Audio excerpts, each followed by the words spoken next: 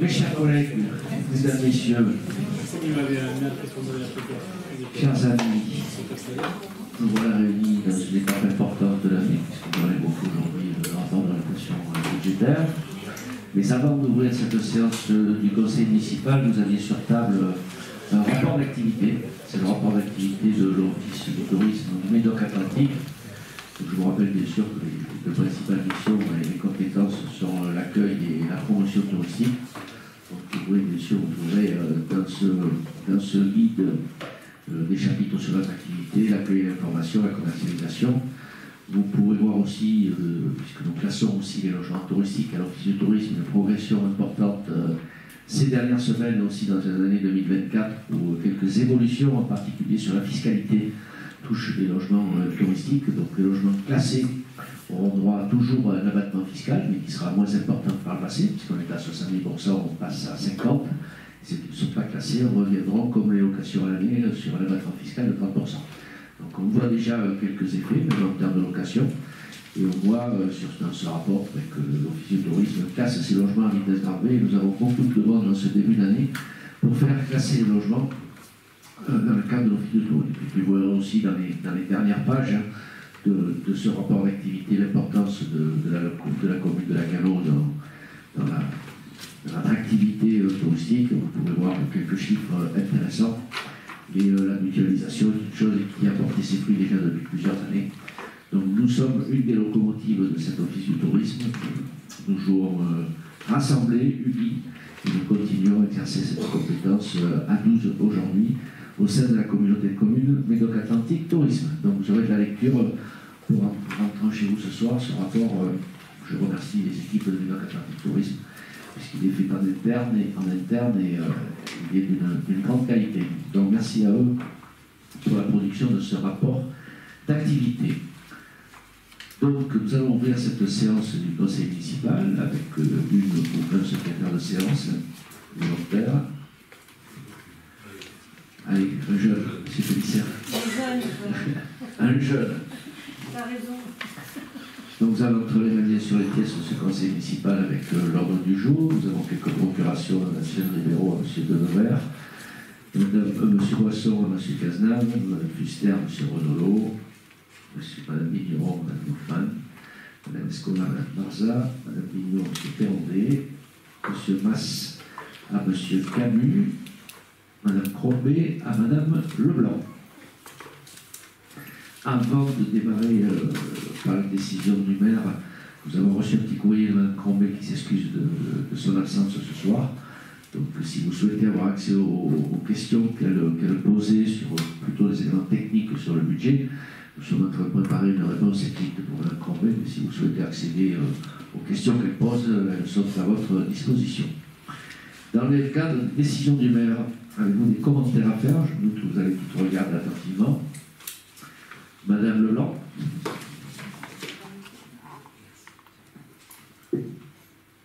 Oui, alors j'ai vu que donc il y avait un marché de prestations qui avait été passé en vue de l'organisation du Lacano Pro, donc vous en parlez après dans le ROD.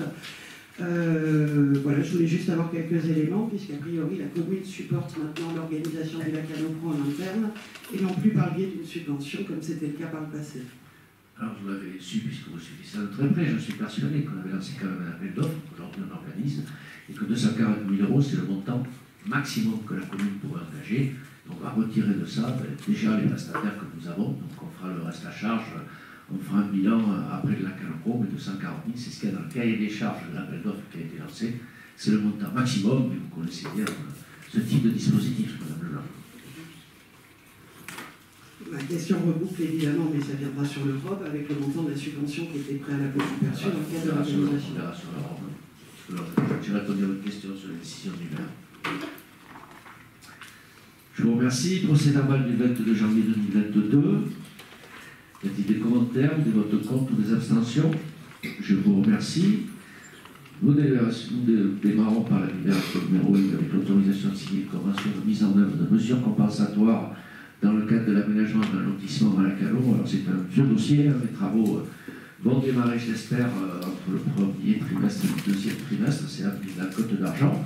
Vous savez que dans le cadre de ces autorisations, il y a des autorisations loi sur l'eau. Donc nous étions mis d'accord à l'époque entre Siavel, la société Ultreia et la ville de Lacanau pour une parcelle qui est située sur la route de Carcan. La société Ultreia s'est rapprochée de la ville pour que celle-ci mette une disposition de terrain dont elle est propriétaire, vous le disiez, à Pémiguel. Mais aujourd'hui, ce transfert de permis accordé à la réalisation a été mentionné à la SAS Signature Aménagement. Donc la SAS Signature Aménagement, c'est ensuite porté acquéreur des parcelles assiette du projet. Donc il convient de conclure une convention de mise en œuvre des mesures compensatoires avec le nouveau porteur de projet, puisque vous savez que ces conventions, elles sont financées au fil du temps, avec un montant qui est établi pour entretenir ces zones. Aujourd'hui, les travaux d'abord de cette zone ont été réalisés pour que justement ce lotissement puisse démarrer. Donc, nous sommes réunis pour approuver le projet de convention de mise en œuvre de ces mesures compensatoires dans le cadre de l'aménagement d'un lotissement à Lacanau, avec le CNL et la société Signature Aménagement est autorisée à signer la convention de mise en œuvre. Est-ce qu'il y a des commentaires sur cette passation de convention entre les deux sociétés? Des votes contre, des abstentions, je vous remercie. Nous avons ensuite 3 dénominations de voies avec une allée des villas de l'Ardilouse. Il s'agit de la section cadastrée BY numéro 685 de la résidence Eden Park et une partie de la parcelle BY 686. On a été saisi par les copropriétaires pour demander la domination de la voie d'accès de leur résidence.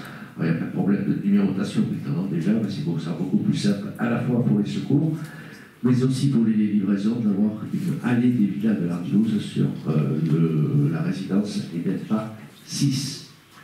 Des commentaires sur la création de cette voie? Des votes contre, des abstentions, je vous remercie. La libération numéro 3, c'est encore une dénomination de voie, c'est l'allée du Pactis, on est sur la résidence Eden Park 7. Il s'agit des parcelles cadastrées BY 722-724 et une partie de la parcelle 659. Donc il est proposé de retenir le nom de allée du Pactis pour cette voie de lotissement. Donc nous sommes amenés à délibérer pour dénommer justement la voie constituée de ces parcelles. Allée du Pactis et de m'autoriser à signer tout le document administratif. Y a-t-il des votes contre, des abstentions? Nous poursuivons avec la dernière dénomination de voie qui est la rue des Cavaliers. Là, nous sommes au village Cheval. Donc on a été saisi aussi pour demander la dénomination d'une des voies d'accès de la résidence. Donc il a été proposé de retenir le nom suivant, qui est la rue des Cavaliers. Donc on est amené à délibérer pour décider de dénommer la voie située sur les parcelles cadastrées section BY 218 et 214 et de m'autoriser à signer tout le document administratif nécessaire à l'exécution de la présente délibération. Y a-t-il des votes contre, des abstentions? Je vous remercie. Amendement numéro 1 au projet partenariat d'aménagement trait de côte de Lacanau. Donc je vous demanderai, dans la partie en gras, en relisant la délibération, je me suis aperçu qu'il y avait une petite coquille, la 3e phrase, devienne signature du PPA trait de côte de Lacanau par la voie d'un avenant, pas d'un second avenant, puisque c'est l'avenant numéro 1. Tout le monde le voit? Je peux présenter la délibération. Donc vous le savez, le PPA a suivi un vrai coup d'accélérateur de cette démarche aménagement durable de la station, qui est ici maintenant depuis près de 10 ans par la municipalité aux côtés de la stratégie locale de gestion de la bande côtière de Nouvelle-Aquitaine. Donc la région et le département, qui sont des partenaires historiques de nos projets ADS et SNPGC de Lacanau, une stratégie locale de gestion de la bande côtière, deviennent signature du PPA trait de côte de Lacanau par la voie d'un avenant. La Banque de territoire et l'Agence de l'Eau-Garonne deviennent également des partenaires du PPA. Vous savez que ces 4 entités, collectivités ou agences, sont les principaux financeurs de nos travaux aujourd'hui. Il suffit que vous regardiez les panneaux qui sont mis en place lors de l'engagement des travaux pour vous apercevoir que, par exemple, sur la dernière classe, la dernière phase de travaux sur le front de mer sur la place rouge et la promenade de la Case, c'est des financements à hauteur de 75%. Donc il est intéressant pour nous, dans ce cadre-là, de doter cet avenant numéro 1 au contrat de projet partenarial d'aménagement.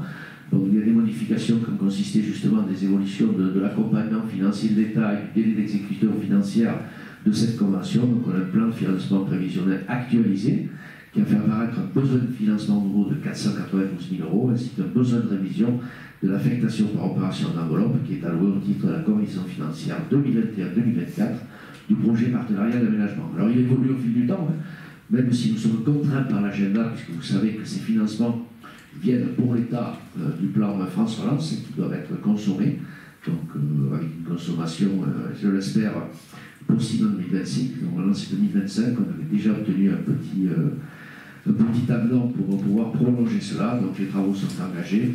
Nous évoquerons dans la délibération suivante le projet de pôle d'échange multimodal qui est aussi lié au PPA. Y a-t-il des informations complémentaires sur cet avenant, qui est un avenant financier, et puis un avenant qui permet justement à nos partenaires l'affichage qu'ils méritent sur les travaux qui sont réalisés dans le cadre de l'aménagement durable de la station? Y a-t-il des votes contre, des abstentions? Je vous remercie. Nous passons à la délibération numéro 6, concertation préalable pour l'aménagement du pôle d'échange multimodal, procédure de mise en compatibilité du PLU par déclaration de projet. Ça aurait été un peu long, et comme ce n'était pas le seul sujet à traiter, de réviser le PLU.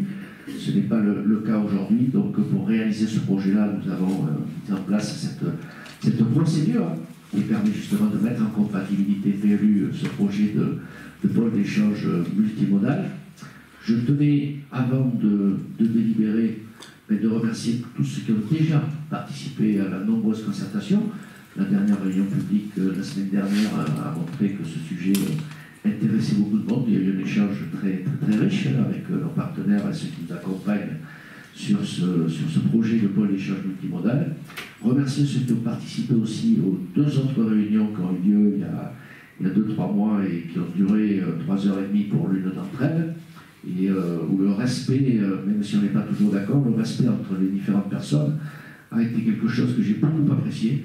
Donc on s'est parlé normalement, on a échangé le point de vue, et je crois que le projet a évolué en fonction des désirs à la fois des riverains et des quelques habitants de Lacanau. C'est vrai que les riverains s'étaient beaucoup mobilisés sur ce projet-là, donc je les remercie, et je le répète, même si on n'est pas d'accord sur tout, de l'attitude qu'ils ont eue, le respect qu'on a eu les uns envers les autres pour pouvoir faire avancer ce projet, pour expliquer aussi ce que c'était le choix de cette procédure à mettre en œuvre, la mise en compatibilité, nous on appelle ça la procédure véhicule. Et cette procédure-là va permettre justement, d'ici quelques mois je l'espère, d'avoir l'autorisation de démarrer le travaux. Mais cette délibération, elle est faite pour fixer aussi et pour approuver les objectifs de la procédure de mise en compatibilité du PLU qui concerne justement le pôle d'échange multimodal. Elle est là aussi pour fixer les modalités de concertation qui vont avoir une durée de 21 jours du 4 au 25 mars 2025, la publication d'un avis d'ouverture de la concertation préalable par voie dématérialisée et par voie d'affichage sur les panneaux d'affichage et de communication de la commune ainsi que sur son site internet dans un journal local, la mise à disposition du public d'un dossier synthétique présentant le projet de pôle d'échange multimodal par voie dématérialisée sur le site de la mairie au sein des locaux de la mairie et de son annexe, présentant l'état d'avancement de la procédure et d'un registre permettant de recueillir les observations du public. La tenue de 2 permanences techniques, le samedi 8 mars de 9 à 12h à la mairie de Lacanau-Ville et le mercredi 19 mars de 9 à 12h à la mairie annexe à Lacanau-Océan. La mise à disposition d'un registre public de recueil des observations du public par voie dématérialisée au sein des locaux de la mairie et de son annexe, au jour et heure d'ouverture habituelle, et de m'autoriser à signer tous les actes. Alors, je n'ai pas l'habitude de lire toujours les délibérations, celle-là je la lis parce qu'il y a une procédure qu'il faut tenir. Il est important que tout le monde sache à quoi s'en tenir, qu'il y a des modalités de concertation, qu'une forme réglementaire qu'il va falloir suivre bien sûr à la lettre et à laquelle vous allez pouvoir être associé tout au long des semaines qui arrivent. Donc, vous connaissez bien sûr les objectifs qui sont poursuivis par cette procédure de déclaration de projet qui emporte la mise en compatibilité du PLU, c'est ce que je vous ai expliqué au préalable. Donc cette opération, bien sûr, elle présente un intérêt général avéré dans la mesure où elle permet à la fois de s'adapter au changement climatique et notamment au recul du trait de côte en relocalisant des espaces de stationnement rétro-littoral, conformément au projet partenariat d'aménagement, contractualisé consécutivement aux démarches d'aménagement durable de la station de la première stratégie locale de gestion de la bande côtière. De traiter le sujet des mobilités, tel que prévu au schéma des mobilités alternatives à la voiture individuelle, issu de la démarche d'aménagement durable de la station et de l'agenda 21 élaboré avec les habitants, et intégré aux ambitions de vie des courtes distances du PADD du PLU. Donc on est passé dans un autre monde avec nos partenaires. Nous, on ne voit pas uniquement ce pôle comme un endroit isolé, c'est vraiment une pièce du puzzle. J'ai passé 2 jours à Bordeaux à rencontrer là, tous les partenaires sur tous les sujets. J'ai beaucoup entendu parler de mobilité et en particulier dans notre belle ville. Donc c'est un travail qui est en marche. Nous sommes dans cette transition où nous avons affaire au transport collectif, au transport décarboné, et une vraie réflexion justement est menée. On a pu le voir aujourd'hui, les premiers rayons de soleil à 20 degrés sur la route, on a croisé beaucoup de monde aujourd'hui, donc c'est vrai que c'est une ville qui attire. Donc on est vraiment dans un changement d'époque où on doit s'interroger justement dans nos déplacements. Donc vous êtes là aussi autour de cette table pour m'autoriser à signer tous les actes et à prendre toutes les dispositions nécessaires à la mise en œuvre de la présente délibération. Y a-t-il des commentaires sur le pôle d'échange multimodal? Vous avez eu pour certains beaucoup de temps pour vous exprimer, et moi je salue le débat qui a lieu autour de ce projet. C'est toujours intéressant, d'abord pour s'expliquer, pour essayer de convaincre aussi parfois, et c'est pas toujours facile. Et je remercie une nouvelle fois tous ceux qui ont largement participé les derniers mois à cette concertation. Y a-t-il des commentaires? Y a-t-il des votes contre? Y a-t-il des abstentions? Je vous remercie. Délibération numéro 7, expérimentation du mécénat. Madame Bacay. Oui, bonjour à tous. Donc je vais vous présenter une délibération sur une expérimentation d'un mécénat. Donc face à la contradiction de plus en plus prégnante des financements publics des collectivités territoriales, la commune de Lacanau étudie l'apport de ressources complémentaires associant des acteurs économiques locaux et nationaux intéressés par nos projets de territoire. Parmi les dons et les legs qui facilitent l'apport de ressources nouvelles, le mécénat se définit comme, et je vous cite la loi, le soutien matériel apporté pour une personne physique ou morale sans contrepartie directe de la part du bénéficiaire à une œuvre ou à une personne pour l'exercice d'activités présentant un intérêt général. Et il prend différentes formes. Donc les collectivités locales sont éligibles au mécénat. De nombreux acteurs se sont émus des grands incendies survenus en 2022 au parc de Lacanau et ont témoigné leur soutien à la collectivité. Des acteurs privés souhaitent apporter leur soutien à la commune pour la gestion de sa forêt communale et particulièrement sur la diversification en feuillus, en lisières de parcelles. Donc vous avez la lettre d'engagement à la suite de cette délibération. Le mécène et le Crédit Agricole Immobilier Promotion.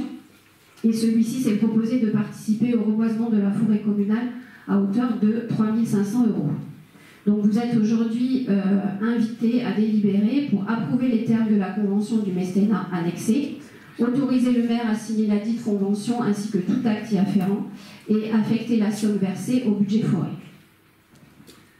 Merci Madame Bacay. On va remercier le mécène, même si la somme n'est pas tout à fait incroyable, on va prendre quand même. Et on va planter comment? On a 1 € de tracteur.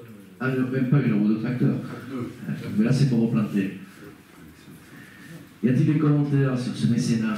Y a-t-il des votes contre, des abstentions? Je vous remercie. Nous allons passer à la pièce centrale de ce conseil municipal avec la présentation du rapport de développement durable 2024. Ah non, pardon. C'était sur l'Europe déjà. Mais c'est important aussi. C'est Madame Bacay qui démarre avec le rapport sur l'Europe. Je sais qu'il y a une partie verte très importante sur l'Europe, puisqu'on avait déjà présenté un budget vert l'année dernière, sans que ça soit une obligation pour nous. On était la seule commune en Gironde, hors métropole, à l'avoir fait. C'est quand même assez bien.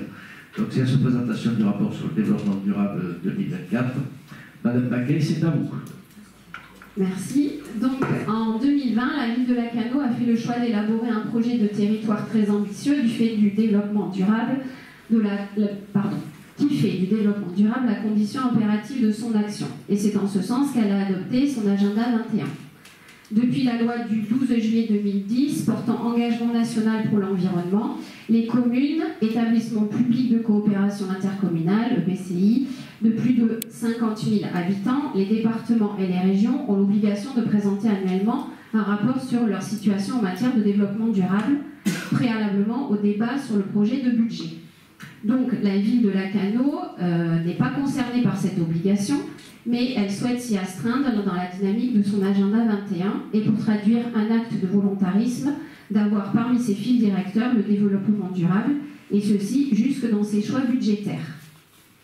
Donc ce rapport que vous avez eu en annexe ne vise pas l'exhaustivité, mais cherche à être représentatif de la politique de développement durable portée par la ville. Les données présentées dans ce rapport sont des outils qui permettent à chacune et chacun de visualiser en toute transparence le chemin parcouru cette année, mais aussi de se projeter dans des objectifs à plus long terme pour réussir les transitions de Lacanau. Donc, dans ce rapport de développement durable, on peut voir qu'en 3 ans, avec cette édition, puisque c'est la 3e édition, monsieur le maire, pas la 2e. Oui, mais l'année dernière, vous avez dit que c'est le premier, c'est 3e. Donc, en 3 ans, avec cette édition, ce sont près de 50 fiches actions de l'agenda 21 qui ont été illustrées de façon concrète ou en réflexion mature dans tous les axes, puisque nous avons dans l'agenda 21 79 actions, et donc là, 50 ont déjà été illustrées. Ce sont plus de 65 réalisations de délégations et de services municipaux et de partenaires qui sont valorisés. On a également des focus qui sont faits sur l'éco-responsabilité, la gestion des déchets et la forêt en 2022 par rapport aux incendies. En 2023, on avait fait un focus sur le sport et la culture et les inondations. Et cette année, vous avez vu, il y a un focus sur les forums. Et on fait également une mise en lumière d'acteurs du territoire et des personnes qui ont eu le trophée du développement durable. Donc, dans le volet introductif est évoqué le travail qui a été fait l'an dernier avec les délégations et les services, les partenaires, sur les indicateurs. Et dans le corps du rapport, vous pouvez voir qu'il y a une évocation des nouveaux forums qui ont marqué l'année. Donc, il y a eu les forums mobilité, forum du lac, le forum des maladies neurodégénératives et le forum des familles, en plus des forums qui existaient déjà, qui étaient celui de l'emploi et du littoral. On a également fait un focus sur la création du verger et du jardin à l'Aiguillonne. Et en plus, en fin de ces 20 pages de rapport, on a aussi mis des regards croisés, un sur la MAP qui a reçu le trophée de développement durable de la ville, et un sur la Sorga qui est initiatrice d'une fresque du climat. Voilà, donc vous êtes aujourd'hui invités à prendre acte du rapport de développement durable 2024 de la ville de Lacanau. Et il faut savoir que ce rapport est en ligne sur le site de la ville et est consultable partout. Alors, merci à toi, bien sûr, Alexia, et aux équipes, mais aussi à tous ceux qui ont bien compris dans le cadre de leur délégation le travail que nous avons effectué. On le doit aussi à cette compréhension. Moi, je ne me doutais pas, quand on a été élu, que je serais sollicité à l'extérieur de ma commune pour aller parler de développement durable. Aujourd'hui, c'est vrai qu'avec cet agenda 21, on a beaucoup progressé. Et quand on le voit dans ce rapport-là, avec toutes les actions aujourd'hui que nous remplissons, enfin, là, tous les axes que nous avions définis ensemble, ben, cet agenda 21, c'est vraiment le fil rouge de notre politique de développement. Et moi, j'ai beaucoup de plaisir à en parler, puisque non seulement on avance, mais aussi on est sollicité par les partenaires pour aller montrer ailleurs ce qui peut se faire de bien, sans brutalité. Je le dis toujours, moi, je suis écologiste, mais pas vert. Donc, non, mais je le dis haut et fort, parce que quand même, aujourd'hui, on vous explique que l'arbre mort est plus important que l'être humain. Donc ça, je ne peux pas entendre ce discours. Je disais à monsieur le préfet hier, puisqu'on a beaucoup parlé de nos problématiques de développement, on a aussi parlé du porté à connaissance incendie, qui était la mort de toutes nos communes forestières. Donc on a beaucoup travaillé, on a la chance d'avoir un grand préfet qui est à l'écoute de ses élus. Je dis, les espèces protégées, c'est bien. On n'a pas attendu les lois pour les protéger. On a 4% de validation, réserve naturelle, réserve nationale, on en a partout. Mais ce que je voulais dire, c'est que les espèces protégées, c'est bien. Les espèces protégées, il leur faut un habitat et de la nourriture. Mais curieusement, l'être humain aussi. Il faut l'habitat et il faut de la nourriture. Seulement l'être humain, pour avoir de la nourriture, il faut qu'il construise, il faut qu'il travaille, donc il faut de l'emploi. Et pour avoir un habitat, il faut qu'il construise aussi. Donc il faut trouver le juste équilibre. Et si on veut gagner à la cause de l'environnement de nos concitoyens, je pense qu'il ne faut pas agir avec brutalité, comme c'est souvent le cas aujourd'hui. Quand on peut vous répondre sur un projet canonné, il faut le faire ailleurs, vous pourrez dire c'est pas possible, non, mais dans une autre commune, vous vous rendez compte où on en est rendu avec ces gens-là. Donc on va se battre, mais je pense qu'on a la chance aujourd'hui d'avoir quelques personnes qui sont à notre écoute. Et ce rapport du développement durable, moi je peux vous dire que je suis très fier. Donc merci beaucoup Alexia, qui remerciera aussi les équipes de ma part. Y a-t-il des commentaires à faire sur ce rapport 2024? Alors heureusement qu'on l'a synthétisé, parce qu'autrement on n'aurait pas fait des économies de papier. Donc c'est important de le dire, mais c'est vrai que c'est tout à fait clair et on peut se référer justement à toutes les actions et à tous les axes de notre agenda 21. Donc continuons dans ce sens-là, je pense qu'on va dans la bonne direction et qu'on pourra toujours parler de développement durable et d'environnement à Lacanau sans se fâcher. Y a-t-il des commentaires? Madame Leblanc.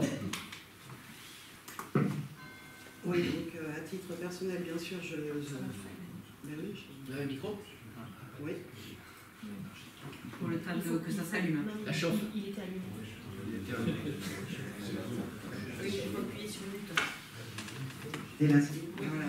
Donc voilà, je félicite en effet la démarche de ce rapport de développement durable. Pour autant, il y a quand même une question qui m'interpelle, notamment sur la mobilité, les mobilités douces. Dans les écarts, typiquement, on ne peut pas venir en vélo à la Cano. Donc il est bien évident que les pistes cyclables seraient aussi bénéfiques un petit peu pour l'ensemble du territoire canolais, et pas que ce soit uniquement centralisé pour le bourg ou l'océan. On parle de navettes avec les autres communes et vous vous réjouissez, monsieur le maire, d'être interpellé sur des débats de développement durable au-delà de la Cano. Moi, j'aimerais bien que tous les canolais puissent aller en vélo à la Cano ou à l'océan sans prendre de risques, avec des voies rapides sur lesquelles la sécurité est absolument plus que délicate quand on a des enfants. De surcroît, on a des voies publiques aussi qui sont pleines de nids de poules, et ça, je tenais à le souligner parce que je pense que c'est un vrai problème. Oui, je vous remercie pour votre intervention. Mais quand on voit le désengagement des partenaires sur la mobilité, en particulier les pistes cyclables, en fonctionnement et en investissement, je me pose beaucoup de questions pour l'avenir. Rappelez quand même qu'on est une commune exemplaire en matière de mobilité, en particulier sur les voies douces, et que peut-être l'endroit où vous habitez est merveilleux, j'habite à peu près le même style d'endroit, on est au milieu des bois, on est très heureux d'en être, mais il y a quand même un équilibre à trouver entre ce qui constitue aujourd'hui des hameaux, qui ont le sens de l'histoire, c'était des fermes, c'était des habitations qui se sont développées, qui ont été stoppées, mais vous le savez, hein, heureusement, puisqu'on a des difficultés ensuite pour organiser nos réseaux et le fonctionnement de ces quartiers-là. Mais il y a quelques kilomètres jusqu'à chez vous. Donc j'espère que la liaison transversale qui est prévue depuis l'estuaire jusqu'à l'océan, elle ne soit pas uniquement une piste politique. Il faut amener les gens où il y a le plus d'intérêt. Aujourd'hui, les tracés qui sont proposés, ils partiraient plutôt de Brache, et les habitants de Brache veulent plutôt venir à la Cano et ses services, ils partiraient plutôt à droite. Pas la piste cyclable, pas la politique. Donc je me bats bien sûr pour connaître ça, parce que c'est sur des réseaux comme ça qu'il faut être connecté. Et si vous avez suivi un peu l'actualité, ça fait 4 ans que je me bats pour que le Médoc soit un schéma de mobilité. Enfin, nous avons réussi à convaincre les derniers récalcitrants. Nous avons le schéma des mobilités, ce qui nous a permis d'être financés dans les marges que vous pouvez connaître aujourd'hui, que vous appréciez. Aujourd'hui, le schéma des mobilités du Médoc va voir le jour.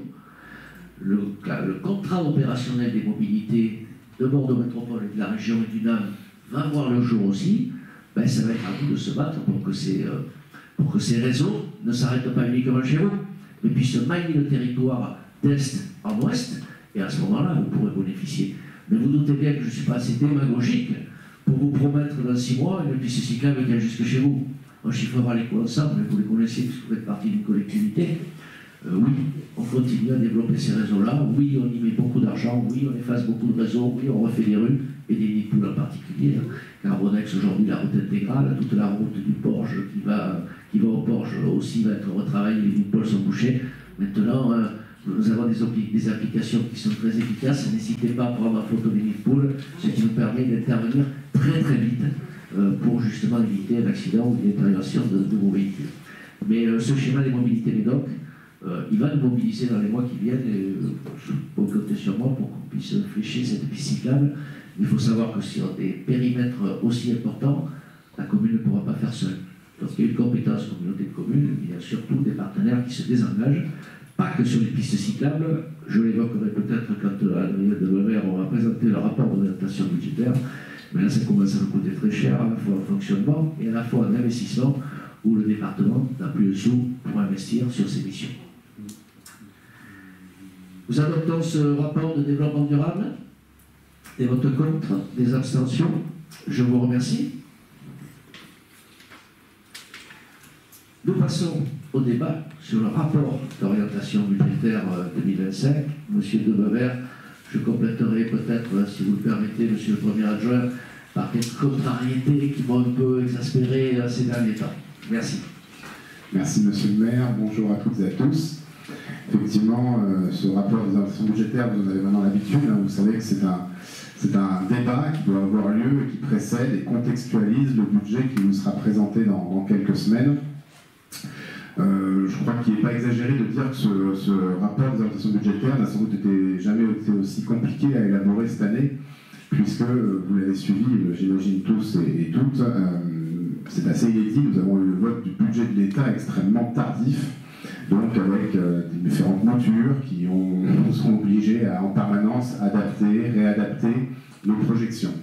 Néanmoins, on est maintenant à peu près stabilisé pour l'année 2025. Comme c'est un rapport d'orientation budgétaire, on se projette un peu plus loin, et en particulier jusqu'à la fin du mandat. Donc on a aussi projeté l'année 2026.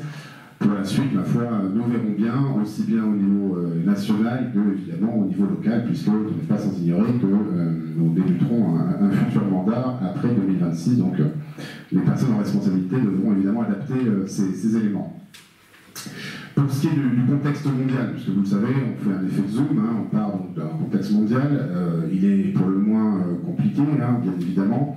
La pandémie du Covid a d'abord eu un impact fort, et puis le redémarrage mondial a également généré son lot de complexité et de difficultés, avec une crise inflationniste également portée par de nombreux conflits, des problématiques géopolitiques multiples et à de nombreux endroits. Et aujourd'hui, on a aussi, assez récemment, l'impact évidemment de la nouvelle administration américaine, qui n'est pas sans effet sur l'ambiance générale, si on peut l'appeler comme ça, que ce soit dans les politiques commerciales où l'Europe, évidemment, est assez inquiète des conséquences, la politique énergétique, et qui, pour le coup, en matière de développement durable, est également très inquiétante, ou bien encore les conséquences budgétaires et monétaires, puisque, évidemment, la première économie du monde a un impact sur tout le monde dans ce domaine. Pour ce qui est de la France, eh bien, vous le savez, nous avons plusieurs problématiques. D'abord, une croissance qui est assez faible, qui, dans les prévisions, a été encore dégradée de croissance ces dernières semaines, puisque maintenant on est sur une croissance annoncée de 0,9%, et il faut espérer qu'elle soit tenue. Et puis, évidemment, il y a la dette publique qui occupe très fortement les acteurs publics, une dette qui a atteint 110% du PIB. Il faut le rappeler, on rappelle souvent que cette dette très importante, qu'il faut évidemment traiter, il n'y a pas de débat là-dessus, est néanmoins très peu le fait des administrations publiques locales, des collectivités locales, puisqu'on représente dans ces 110% qu'à peu près 10%, et en plus, autre élément notable, c'est que nous créons de la dette uniquement sur nos investissements, puisque nous ne pouvons pas financer, contrairement à l'État, notre fonctionnement avec de l'emprunt. Et c'est une très bonne chose d'ailleurs. Si l'État peut faire pareil, évidemment, on n'aurait pas ces problématiques-là. Bref, tout ça nous amène à avoir une nécessité aujourd'hui collective à rétablir la situation de nos finances publiques au niveau global. Ça passe par des efforts qui sont demandés. Le budget voté il y a quelques semaines l'a déroulé, avec un certain nombre de mesures qui ont été prises, qui vont se traduire pour une collectivité comme Lacanau par un certain nombre d'impacts. La première concerne ce qu'on appelle c'est des termes un peu complexes, je vais vous éviter les initiales, mais en gros la caisse de retraite des fonctionnaires territoriaux, qui alors que, c'est un état vaste, il n'y a pas de véritable déséquilibre, elle a déjà été fonctionnée, je vous passe les détails, je vous dis qu'on l'augmente de façon assez rapide, puisqu'elle travaille il y aura une augmentation de 12% sur 4 ans, étalée de 3% chaque année. Dès cette année, ça représente pour Lacanau 80 000 € de dépenses supplémentaires. Et au final, on en reparlera un peu plus tard dans l'Europe, on approchera les 400 000 € à l'issue de ces 4 ans. Donc on est quasiment sur une augmentation de 5 points de nos dépenses de personnel. Donc c'est tout à fait considérable, puisque c'est en plus notre premier poste de dépense dans une collectivité comme une mairie. Autre élément, on a pensé y échapper pendant un temps, c'est ce qui a été appelé le TIVICO, qui est en fait un espèce de prélèvement sur ressources des communes dites les plus grosses ou les plus riches. Ça a varié, les critères ont varié au fur et à mesure des versions du budget national. Je vous dis que nous sommes finalement impactés à la hauteur de 20 000 €. Alors évidemment, on peut se dire que ça aurait pu être pire, mais enfin 20 000 €, c'est autant de choses qu'on ne fera pas avec cette somme d'argent.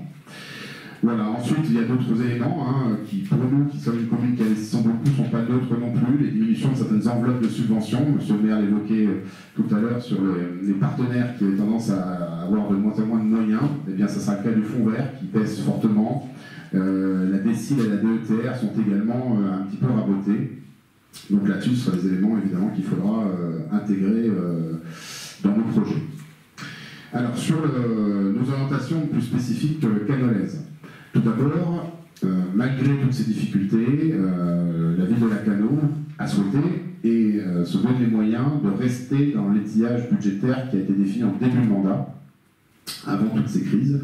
Et je vous en rappelle ces grands principes. D'abord, 2 fils conducteurs très puissants qui commandent à nos actions publiques.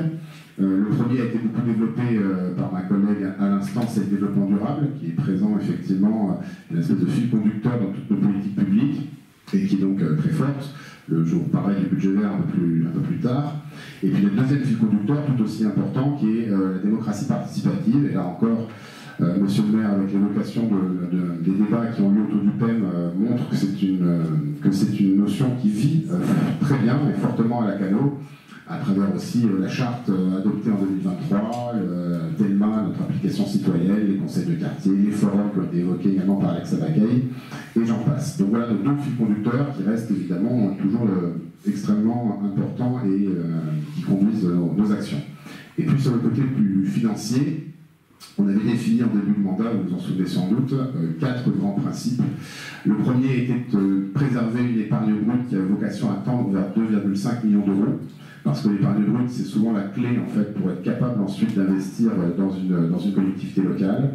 Le deuxième principe, c'est de tenir un taux d'épargne supérieur à 15%, c'est-à-dire la capacité qu'on est capable de dégager de nos ressources de fonctionnement pour investir.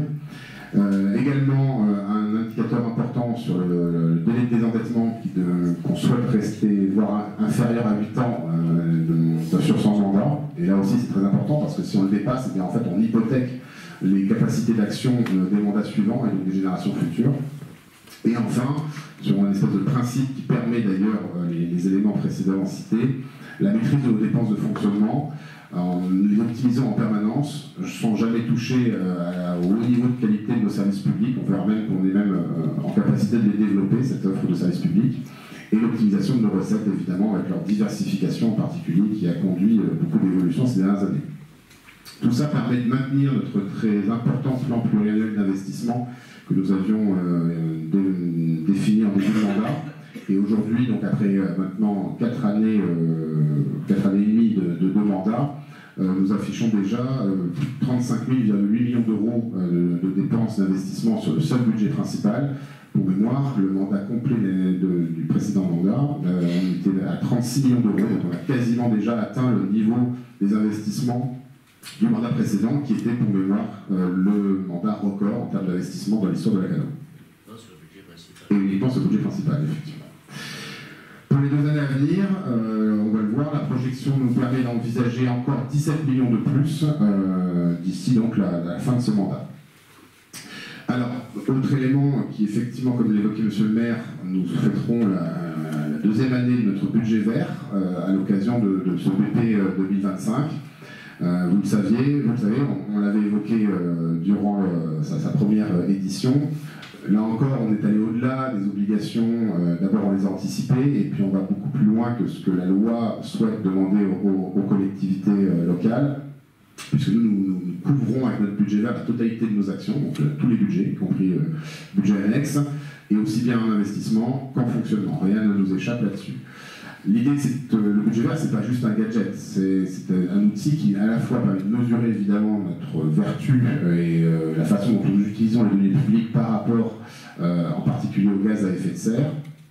Donc, ça a vocation évidemment à donner l'information. Et quand on veut progresser, il faut déjà être au courant. Donc, l'information, c'est évidemment déjà un premier point, mais ça rentre aussi en ligne de compte dans nos arbitrages budgétaires.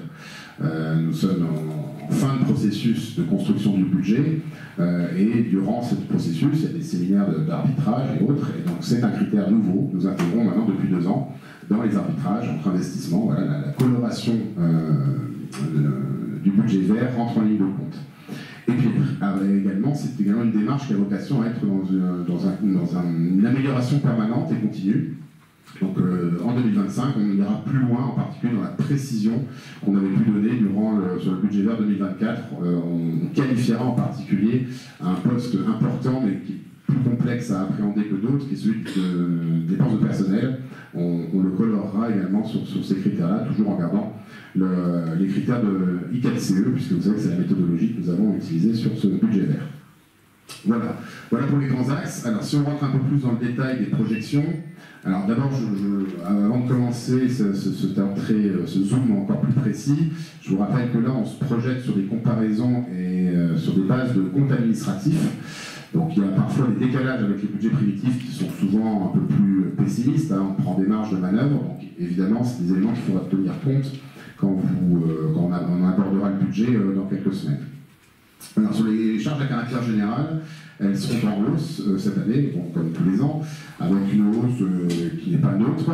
Les raisons principales de cette évolution sont liées tout d'abord au fait que, on l'a vu, ça a été évoqué tout à l'heure, le Lacano Pro change un peu de nature comptable, si on peut dire, puisqu'il était en partie porté par des dépenses de subvention aux associations et qui est maintenant entièrement porté par le budget de la ville, et donc ça se traduit en particulier dans ces charges à caractère général.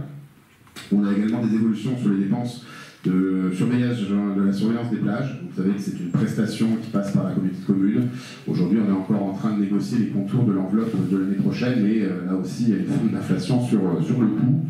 On lance également des études nouvelles. Alors, elles sont financées en parallèle, donc il faut évidemment intégrer les recettes que ça génère, en particulier des études sur les usages du lac, qui impactera donc ce chapitre également à hauteur de 60 000 €, mais financé à 75%.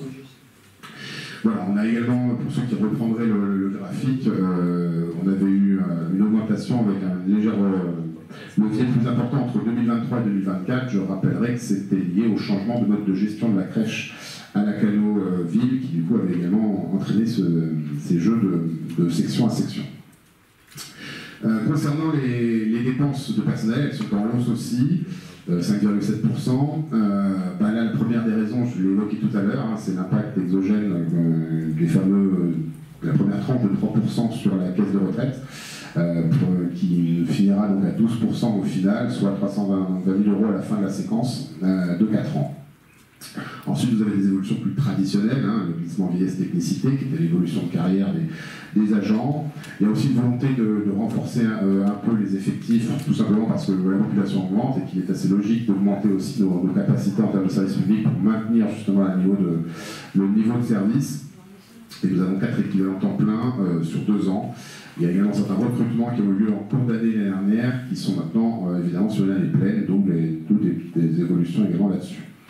Autre poste qui augmente, lui, pour le coup, très fortement en 2025, c'est le poste des intérêts de la dette, puisque, je vous le rappelle, les emprunts et la dette que l'on génère se remboursent pour ce qui est des intérêts en section de fonctionnement, alors que le capital, lui, se rembourse en section d'investissement. Donc ça augmente effectivement de 25%, ce qui peut paraître très important en soi, en proportion en tout cas ça l'est. Les raisons sont très simples, hein, et elles étaient assez prévisibles, puisque notre programme d'investissement a connu un pic sur 2023-24. Donc c'est là où on a mobilisé nos capacités d'emprunt qu'on avait préalablement constituées en début de mandat. Donc évidemment, dans la mesure où le stock de dette augmente, et bien évidemment les intérêts augmentent, et qui plus est dans une période où les taux d'intérêt sont également nettement plus élevés qu'il y a quelques années. Donc les deux effets cumulés ont généré ceci. Néanmoins, vous pouvez le voir sur le graphique, dès l'année 2026, ça rebaissera, puisqu'on va en reparler, on devrait déjà se désendetter durant l'année 2025, puisqu'on ne recourra pas à l'emprunt. Au global, ça ne fait que représenter que 2,5% de la totalité des dépenses de fonctionnement, donc il n'y a pas d'inquiétude, il n'y a pas du tout d'étouffement ou le moindre risque de venir perturber notre épargne brute, hein, ça reste en valeur absolue assez faible. Parce qu'en particulier, on finance nos investissements avec une cote minoritaire d'emprunt. On oscille entre 1 tiers et 20% d'emprunt de nos investissements. Les recettes de fonctionnement, alors qu'est-ce qu'on peut en dire? Elles augmentent heureusement de 400 000 € en 2025. Alors les principaux axes qu'il faut retenir, pour ce qui est de la DGF, vous savez, cette dotation globale de fonctionnement qui est versée par l'État, elle devrait normalement légèrement augmenter cette année, d'abord parce qu'on a un recensement qui a acté une augmentation de population, néanmoins un certain nombre de mécanismes dans lesquels je ne rentrerai pas parce qu'ils sont assez complexes, font qu'il y a souvent de l'écrêtement, fait que cette augmentation sera sans doute pas aussi forte qu'on l'espère, mais normalement on devrait l'avoir légèrement augmenté néanmoins.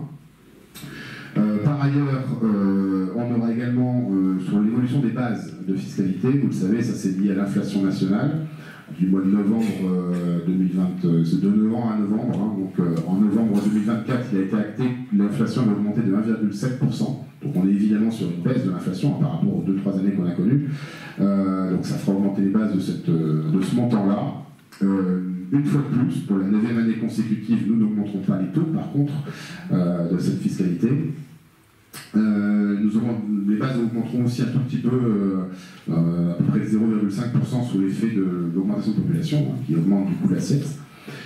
Autre élément, c'est les droits de mutation. Vous le savez, les droits de mutation ont été une vraie perte en 2024. Hein, on a eu une baisse notoire là-dessus, c'est une des raisons d'ailleurs des problèmes du département aussi. Un retour à la normale. Voilà, on pourrait dire un retour à la normale. Et effectivement, l'erreur de certains, à commencer par le département, c'est d'avoir cru que ces recettes exceptionnelles pendant quelques années étaient pérennes.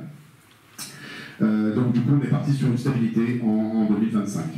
Pour ce qui est des tarifs des services publics, fidèles à nos habitudes, on est sur une légère hausse, mais toujours inférieure à l'inflation. Donc là, en l'occurrence, avec une inflation à 1,7, on sera sur une augmentation de 1,5%.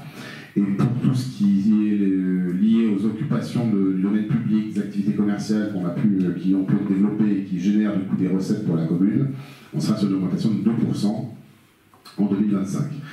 Évidemment, on table sur le maintien des reversements des budgets annexes, vous le savez, en particulier le parking et le golf, hein, qui génèrent plus de 770 000 €, donc c'est pas neutre.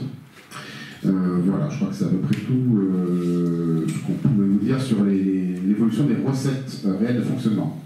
Alors ensuite, donc, tout ça nous donne évidemment une vision globale de notre section de fonctionnement. Donc, vous avez le graphique suivant qui va arriver d'ailleurs. Non. Voilà, celui-là. Vous le connaissez bien, hein, vous retrouvez la courbe verte qui sont les recettes de fonctionnement, la courbe rouge, les dépenses, et puis le différentiel, c'est le solde, ce qu'on appelle l'épargne brute et qui génère du coup les jauges que vous avez en bleu. Donc vous voyez qu'on prévoit plutôt une petite baisse de cette épargne brute en 2025 et sur une trajectoire identique en 2026, parce que je vous ai annoncé un certain nombre d'événements qui évidemment ne sont pas favorables. Néanmoins, vous voyez que, souvenez-vous de nos fameux objectifs de mandature, du 2,5 millions d'objectifs d'épargne brute, là on serait à 2,7 millions. Donc on est encore dans un étillage plus que satisfaisant. Et certes, il y a un début d'effet ciseau, je vois que certains de mes collègues apprécient, voilà.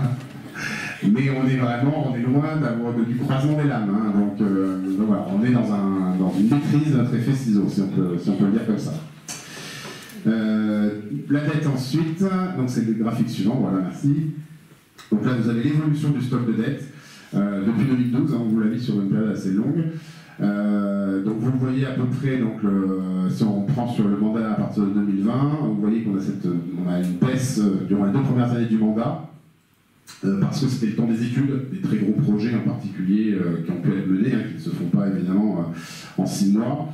C'était aussi l'époque du Covid qui a forcément un peu ralenti le démarrage du mandat. Et puis ensuite, donc, comme prévu, vous avez une hausse de ce stock de dette à partir de 2023 et surtout en 2024, qui a vraiment été le pic, qui a accompagné en fait les très gros projets, que ce soit du front de mer, traversée du Bourg et j'en passe.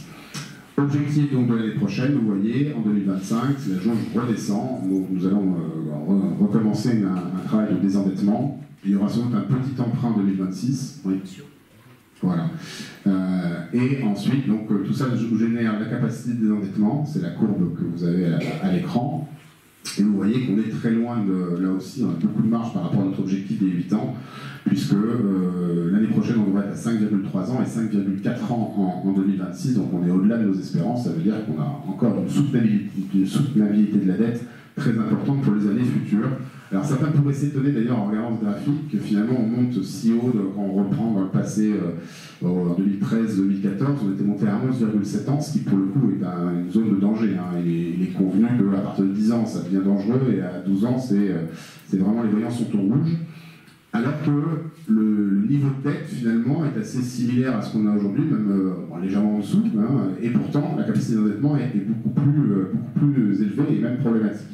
Eh bien, la clé de tout ça, c'est l'épargne brute, justement. Avec des recettes plus importantes. Oui, c'est l'épargne brute, en fait. C'est notre capacité sur notre fonctionnement à dégager de l'autofinancement. Et c'est pour ça que cette épargne brute est très importante, parce que non seulement ça permet de financer les investissements du moment, mais ça permet aussi d'emprunter plus et d'avoir une soutenabilité plus élevée. Donc voilà, c'est pour ça que c'est sans doute l'indicateur le plus important dans une commune, cette épargne brute. J'en parle souvent, mais il détermine beaucoup la santé de la collectivité. Passons aux investissements. Alors là vous avez le graphique de répartition, pour ceux qui voudraient en savoir un peu plus. Sur les investissements, ça c'est le financement des investissements. Les investissements, on les verra plus en détail évidemment au moment du budget, hein, puisque là il ne s'agit pas de dérouler un PPI au robe. Simplement, il y a depuis maintenant quelques années peu de suspense, puisque vous connaissez déjà 7 grands investissements majeurs qui sont ceux qui sont couverts par des APCP, c'est-à-dire des autorisations de programme pluriannuelles, qui ensuite se déroulent et sont ventilées sur un certain nombre d'années. Donc on vous a remis le tableau, vous retrouvez nos 7 APCP en cours, que ce soit sur la mobilité liaison douce, la stratégie évidemment, le trait de côte à travers le PPA, l'agrandissement de l'hôtel de ville, la reconduction de voirie, le matériel roulant ou la rénovation de l'éclairage public et l'enfouissement des réseaux. Donc évidemment, ils auront encore la plupart de ces... Certains sont finis en 2025, mais là, on en a encore un certain nombre qui ont des lignes sur 25 et 26. Le BPI, qu'on verra plus en détail au BP, aura évidemment un certain nombre d'incontournables, l'entretien du domaine public, la reconstruction de voirie, l'entretien du patrimoine communal, les dépenses également d'équipements nécessaires au fonctionnement évidemment des services municipaux, véhicules, matériel technique, informatique, mobilier et j'en passe. Avec l'objectif, donc, comme je vous l'ai dit, sur les 2 années à venir, de pouvoir encore positionner 17 millions d'euros d'investissement. Comment est-ce qu'on finance ces 17 millions d'euros d'investissement sur les 2 années à venir ? Eh bien, tout d'abord par l'autofinancement, donc ma fameuse épargne nette, qui devrait dégager donc, par an les 2,5 millions espérés. Les subventions, on en attend à peu près sur ce programme-là 3,9 millions. Les autres recettes d'investissement, dans lesquelles on trouve le FCTVA, vous savez, c'est la récupération de la TVA sur les dépenses d'investissement des années précédentes, en l'occurrence 3,7 millions sont positionnés. Les cessions, on sait qu'on peut avoir des cessions importantes et en l'occurrence on a 2,8 millions de positionnés sur cette séquence-là. Et enfin, ce que je vous disais tout à l'heure, il y aura sans doute un recours à l'emprunt d'1,9 million en 2026 pour boucler tout ça, mais tout en nous faisant arriver donc à moins de 6 ans de capacité d'endettement. Tout ça, donc le camembert que vous avez à l'écran, vous permet de vous constater aussi que finalement ce 1,9 million ne représente que 11% de la dépense globale, donc ça veut dire qu'on finance par nos ressources propres 89% de nos investissements. C'est assez peu commun à l'heure où on se parle dans les communes françaises. Ensuite, vous trouvez les éléments traditionnels d'un ROB, un état de la dette avec la vitesse d'extinction de cette dette, je ne m'étends pas plus là-dessus. Sur les budgets annexes, assez rapidement, vous dire que sur l'eau et l'assainissement, il y a encore des programmes d'investissement assez importants, en particulier on sait que la station d'épuration devra avoir des travaux importants en perspective. Il y a 3,7 millions qui sont programmés au budget d'investissement sur la séquence. Et pour l'eau, on est à 4,1 millions d'euros, donc encore de très jolis projets. Vous avez aussi les graphiques que vous trouverez dans le document sur l'épargne brute propre de ces budgets annexes. Pour ce qui est de l'eau et de l'assainissement, cela devrait permettre, il y aura un peu d'emprunt, mais qui devrait permettre de finir avec des capacités d'endettement de 7 ans sur ces budgets annexes, donc là encore, pas d'inquiétude particulière. Pour ce qui est des golfs, évidemment, il s'agit de pérenniser les recettes que l'on reverse au budget principal, à savoir 320 000 euros par an. Le budget camping, qui vous le savez, est en plein bouleversement, hein, avec en particulier une extension très importante, puisqu'on va passer de 160 à 280 emplacements, une opération de plus d'1,5 million avec un emprunt d'1 million qui sera comptablement mobilisé en 2025 et qui va évidemment permettre de passer dans une catégorie bien plus importante pour notre camping. Le budget parking, Pas d'augmentation de tarifs en 2025 prévue à aucun niveau, que ce soit pour le macaron cannelé comme pour les tarifs des extérieurs. La grande nouveauté, c'est bien sûr les navettes aussi bien la navette Océane, interquartier et de transport à la demande, qui seront portés par ce budget annexe. On aura l'occasion de vous en parler, on aura l'occasion de vous en reparler. On est en pleine procédure d'appel d'offres aujourd'hui pour trouver des partenaires pour les mettre en application. Voilà, le chemin est long, mais notre motivation n'en est pas moins grande. Avec un objectif donc de lancement, vous le savez, pour ce qui est de la navette des plages cet été et pour le reste au plus tard à l'automne prochain. Ce budget annexe porte aussi le pôle multimodal d'échange. On en a beaucoup parlé tout à l'heure, donc je ne reviens pas dessus. Le budget régie de transport est un budget très spécifique puisqu'il c'est lui qui porte le transport scolaire, qui, comme vous le savez, est gratuit et qui compte comme recette un reversement du budget principal et également une subvention du conseil régional. Le budget forêt, lui, va avoir un enjeu important, c'est de pouvoir vendre le bois, n'est-ce pas, Axel, puisqu'il n'a pas pu le faire en 2024 et il sera donc absolument nécessaire de pouvoir rattraper ce retard. Enfin, le dernier budget annexe, lotissement à la Costa 3 n'a pas connu d'évolution significative en 2024 et pas non plus en perspective 2025. Voilà, je crois avoir fait le tour. Je vous remercie de votre écoute. Merci, monsieur l'adjoint aux finances. Alors, je ne peux pas m'empêcher de repenser à tout ce qui nous arrive là, ces dernières années. Et c'est vrai que si vous regardez l'évolution de nos recettes de fonctionnement, on a fait beaucoup d'efforts, on s'est creusé la tête justement pour profiter de notre attractivité. On est tous très contents, bien sûr, de maintenir l'épargne. Sauf que moi, j'aurais bien aimé qu'elle augmente cette épargne.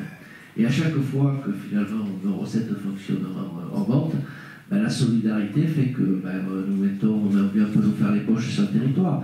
Quand je vois la DGF, on devrait être en augmentation significative puisqu'on a bien progressé en habitants. Pour les 150 millions attribués DGF gelé, 150 millions solidarité urbaine, solidarité rurale. Donc on n'a droit à ni l'un ni l'autre. Donc nos recettes de la DGF ne progressent pas comme elles devraient progresser puisque le critère habitant, mais aussi route, avec tas d'équipements qui rentrent en ligne de compte, ben, finalement cette DGF elle ne progresse pas. Quant à l'ICO, alors c'est encore 20 000 euros de plus. 20 000 euros de plus, quand on rajoute aux 350 000 euros de la taxe sur des taxes de cotisation employeur, mais ces 20 000 euros, ils sont peu injustes, c'est-à-dire que les gros se sont mobilisés, les grosses communes, les grosses collectivités, pour élargir finalement la base de collecte, et puis on va chercher sur les petites communes, mais quand les petites communes, elles sont plus nombreuses, donc il vaut mieux collecter 10 fois 100 000 et puis 9 fois 50. Donc c'est vrai que c'est un peu gênant, et puis bon, on n'est pas descendu dans la rue manifester, mais ça va pas interpeller les Français, mais c'est 3% de hausse par an pendant 4 ans de nos cotisations employeurs, c'est tout à fait énorme. Et par solidarité, j'en parle, parce que on va se creuser la tête, nous, on est une commune touristique, on va essayer d'équilibrer nos comptes et de maintenir ce taux d'épargne. Et aujourd'hui, il n'y a plus d'épargne déjà. Et on va leur dire, tu vas payer 3% de cotisation employeur de plus.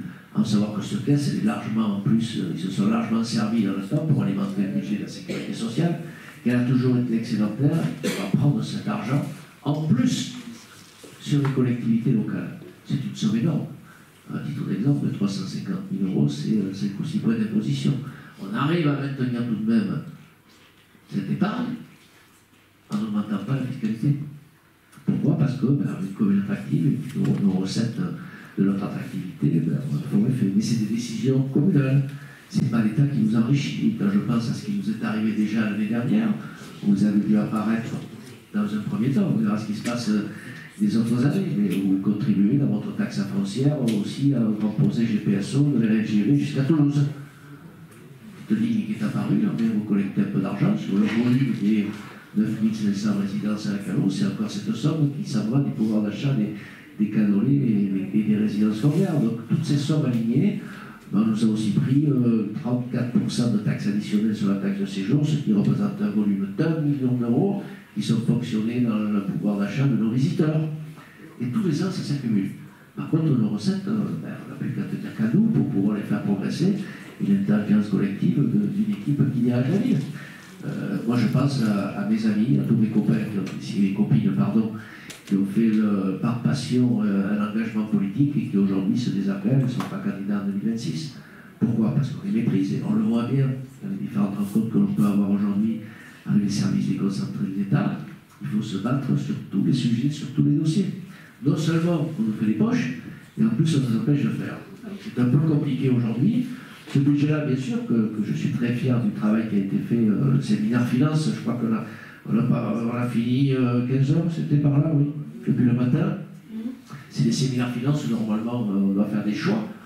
Et ces choix-là, ils doivent rentrer dans la bouteille parce qu'on ne peut pas dépenser plus que l'on a. Donc je crois que le tour de table a été fait. Bien sûr qu'il a fallu faire des choix. Mais je pense qu'on est dans une situation plus confortable que quand on est arrivé. Je pense qu'à rappelez-vous qu'il y a eu des séminaires finances qui étaient plutôt musclés, où chacun voulait faire passer ses projets. Bon, aujourd'hui, on est vraiment dans une vision à moyen et à long terme. Et nos finances nous laissent penser, si ça ne continue pas, ce qui est en train de nous arriver, que la Cano est plutôt une commune qui aura les moyens d'investir dans le futur. Et ça, je m'en réjouis, et c'est le travail de chacun autour de cette table. Donc merci beaucoup à tous. Et je vais passer la parole à ceux qui sont à prendre sur les commentaires sur ce rapport d'orientation budgétaire, même si je me doute que le budget qui sera plus détaillé pourra permettre d'être interpellé aussi sur la réalisation de certaines voies douces vers le secteur de la commune. Y a-t-il des commentaires sur ce rapport? Madame Leblanc.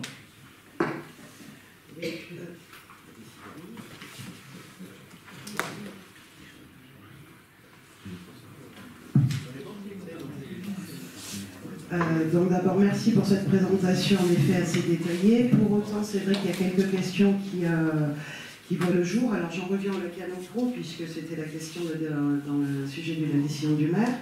Donc vous mettez bien que la ville reprend cette année la gestion de l'organisation du Lacano Pro, ça on l'a compris.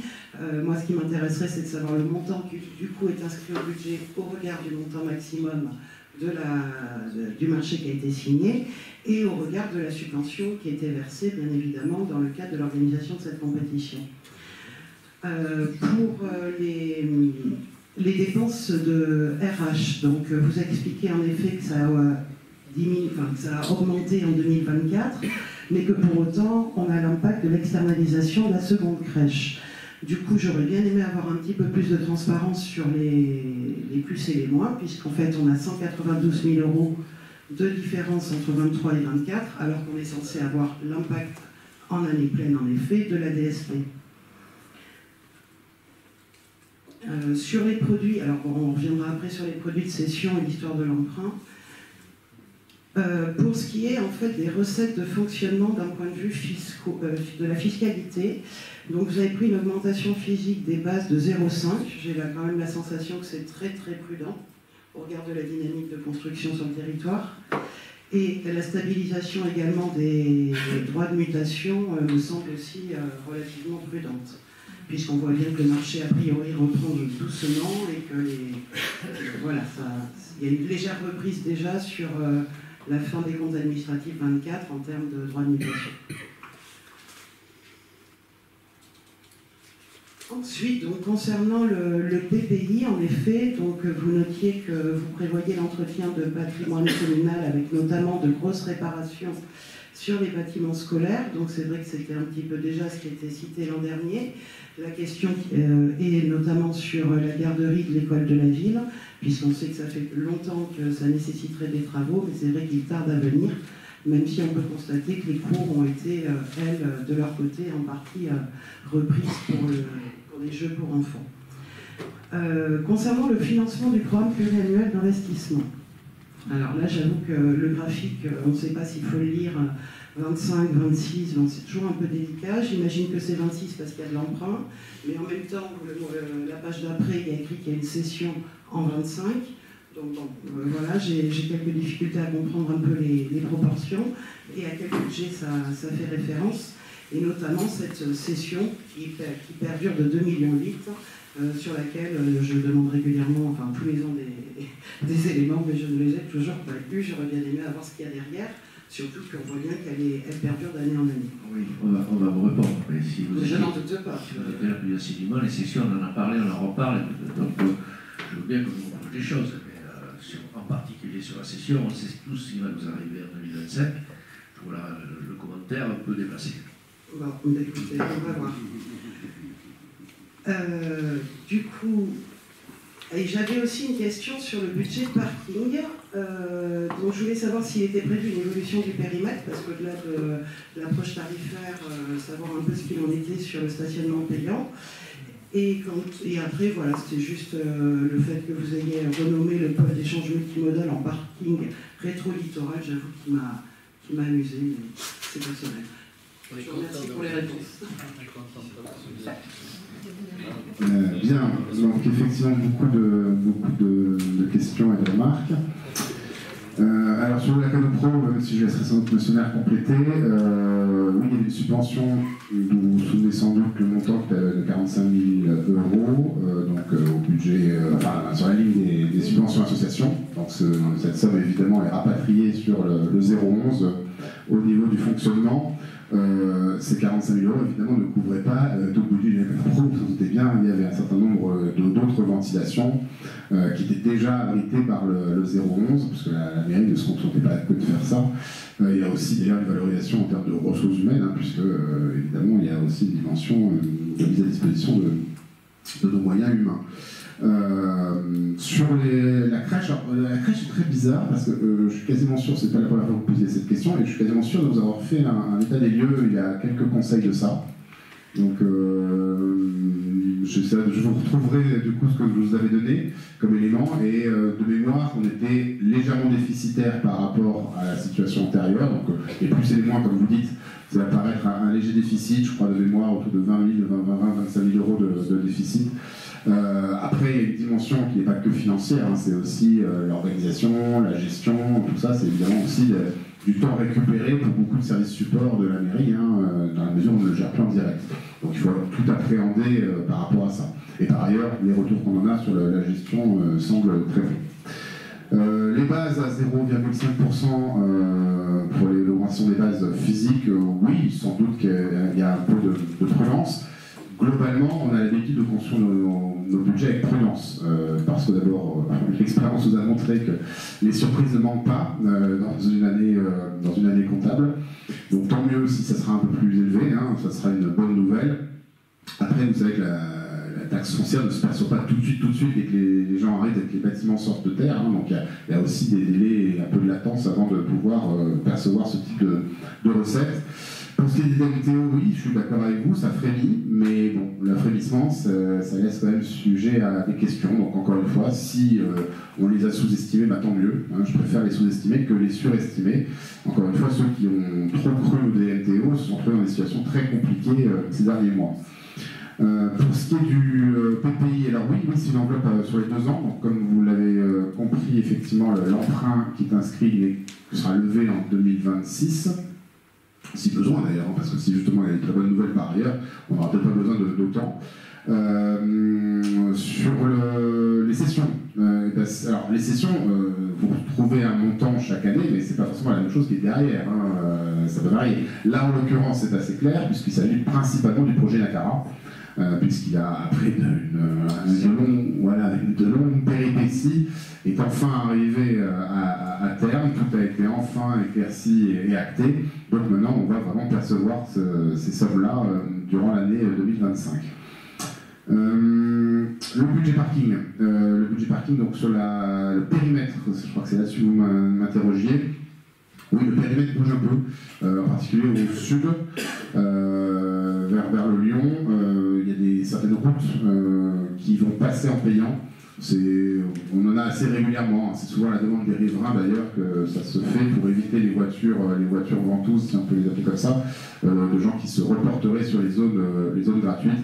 Ça a fait l'objet d'ailleurs de travail et de débat avec le conseil de quartier, et il y a toute une information qui est en cours là-dessus.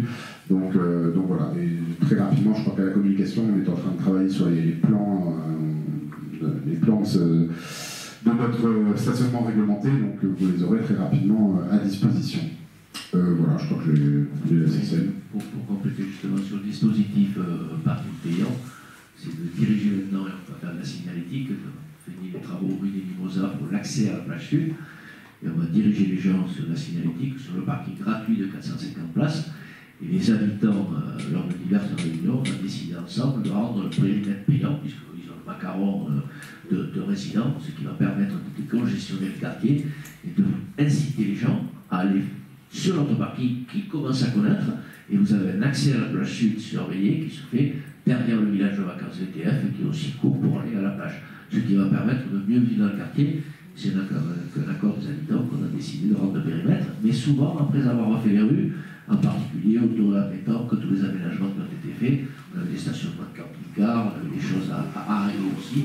Donc avec eux aussi, on a travaillé sur l'extension de ce périmètre. Sur la Canopro, je vous avais fait le petit commentaire tout à l'heure, hein, sur la somme maximum, on sera tout à fait transparent sur la manifestation. On est allé vers un changement de date à la demande justement de certains partenaires, puisqu'ils avaient au mois d'août leurs salariés ou leurs invités étaient souvent en vacances, et le mois d'août est déjà un mois où il y a beaucoup de monde sur la station. Donc avec la WSL, on a travaillé, mais aussi avec nos partenaires comme Eurocinéma, on a réfléchi à cette date-là pour lancer le mois de juillet, et ça nous permet de mobiliser des partenaires, en particulier de la métropole, qui vont pouvoir inviter sur le site leurs clients ou leurs salariés. Donc on reviendra, on fera le premier bilan. Les partenaires historiques se seront maintenus, donc on va pouvoir commencer à travailler sur cette somme-là qui est la somme maximale, pour arriver, je l'espère, à l'équilibre comme nous l'avions eu en 2023. Ce qui n'a pas été tout à fait le cas en 2024, vous voyez, je ne suis pas tout à fait transparent. Ça a été un peu difficile dans une période où, que ce soit sur d'autres événements, puisque la Cano reçoit des événements importants, on mobilise beaucoup les entreprises canolaises, il faut aller chercher aussi du mécénat ou des entreprises extérieures. Les DIA, vous dites qu'on est pessimiste, l'année dernière, on a fait un petit peu au-dessus que 2024, sur le premier mois de l'année, puisque vous doutez bien, vous connaissez un peu tous les mois, j'attends impatiemment le bilan du mois pour me projeter justement sur l'exercice. On est à peu près dans la même moyenne que les 2 années précédentes, même si, d'après mes discussions avec les partenaires des agents immobiliers de la ville, il y a c'est un petit frémissement, mais bon, c'est pas ce que l'on a connu en 2021, 2022, où les gens achetaient sur plan ou sur vidéo. Voilà. Donc c'est vrai qu'il y a des projets aussi qui vont sortir de terre, et que la Cano est plutôt attractif. Et bon, il me tarde plutôt d'accueillir ces logements que nous attendons tous, hein, puisque les travaux ne vont pas tarder à démarrer. Et sur ces logements-là, on n'aura pas de taxe foncière. Hein, quand c'est le logement intermédiaire, l'accession à la propriété, les premières années, on ne le verra pas apparaître. Donc c'est important de le dire aussi. Sur les RH, on pourra refaire un petit point. Mais bon, la difficulté, elle est plutôt sur ce 3% par an que sur notre famille aussi. On a des besoins nouveaux. On a beaucoup renaturé, on a beaucoup planté. Donc ça s'entretient aussi derrière. Ça justifie ce qui était en demande déjà depuis 2-3 ans. Les entreprises avaient en charge l'entretien pendant 1 an. Maintenant, il faut qu'on s'y mette. Et c'est plutôt bien parti pour les sessions, vous la connaissez, c'est la CARA, et enfin, nous avons gagné devant toutes les juridictions pour pouvoir lancer le projet. Je ne pouvais pas faire la date du départ de ce projet. C'est parti, et je me doute que lors du vote du budget, nous amènerons d'autres réponses à toutes vos interrogations. Donc s'il n'y a pas d'autres commentaires ou questions, je vous demanderai de prendre acte de la tenue de ce rapport d'orientation budgétaire. Et à ce moment-là, nous pouvons passer à la délibération de l'offre sur l'état des sessions et acquisitions 2024. Monsieur Demevert. Oui, donc là, une délibération classique, tous les ans, il y a cette délibération qui fait l'état en fait des sessions d'un côté et des acquisitions de l'autre. Donc en l'occurrence, cette année, le montant de la session s'élève à 866 229 000 euros, alors que les acquisitions s'élèvent à 155 000 euros. Donc cette année, pour le coup, c'est une balance qui est positive. Bon, ça varie selon les années, des fois c'est l'inverse. Donc voilà, j'avais rien de plus à ajouter. Des commentaires, des votes contre, des abstentions. Je vous remercie. On passe sur la délibération numéro 11. Ouverture anticipée de crédit budgétaire sur chapitre d'ordre. Monsieur Demevert. Oui, donc là c'est une délibération technique qui fait suite à un petit oubli. Vous vous en souvenez, lors du dernier conseil du 18 décembre, nous avions voté, puisque nous votons le budget en avril, d'ailleurs entre parenthèses on fait bien, vu le niveau d'incertitude de l'année, toujours est-il que pour ne pas bloquer le fonctionnement de la collectivité durant les premiers mois de l'année avant le vote du budget, il y a donc ce vote de cette délibération qui permet de lancer les programmes. Donc cette été fait le 18 décembre. Il se trouve qu'une ligne a été oubliée, en l'occurrence, c'est très technique, hein, les dépenses d'ordre à l'intérieur de la section, chapitre 041. Donc voilà, il s'agit de réparer cet oubli de façon à ne pas bloquer justement notre fonctionnement de cette semaine à venir. Voilà. Merci. Y a-t-il des commentaires? Des votes contre? Des abstentions? Je vous remercie. Délibération numéro 12, modification des statuts du syndicat mixte pour la surveillance des plages et des lacs du littoral girondin. Monsieur Cazeneuve. Bonsoir à tous. L'année dernière, début 2024, la commune de Gujan-Mestras a souhaité rejoindre ce syndicat pour la surveillance des plages pour pouvoir recruter ses sauveteurs. Fin d'année, on a donc élu les personnes qui siégeaient à ce syndicat de la commune de Gujan. La préfecture, via son contrôle de la légalité, nous a demandé de retirer cette délibération du fait que la commune de Gujan n'était juridiquement pas membre de ce syndicat. Donc aujourd'hui, on est là pour en fait modifier l'article 1er de nos statuts, c'est-à-dire rajouter la commune de Gujan-Mestras aux 13 autres communes de ce syndicat. Et donc cette délibération a été déjà prise au niveau en février par le syndicat de surveillance des plages, et aujourd'hui toutes les communes membres doivent prendre cette délibération afin de valider l'intégration de Gujan-Mestras à ce syndicat. Voilà, donc vous êtes invités de mémoire à approuver l'extension du périmètre donc, de surveillance des plages avec l'intégration de la commune de Gujan-Mestras, approuver la composition du syndicat avec les 14 communes. Voilà, et autoriser Monsieur le maire à notifier cette délibération au président du syndicat de surveillance des plages. Merci, je remercie tout d'abord, puis aussi notre secrétaire du CIBU, Jennifer, pour tout le boulot que vous accomplissez.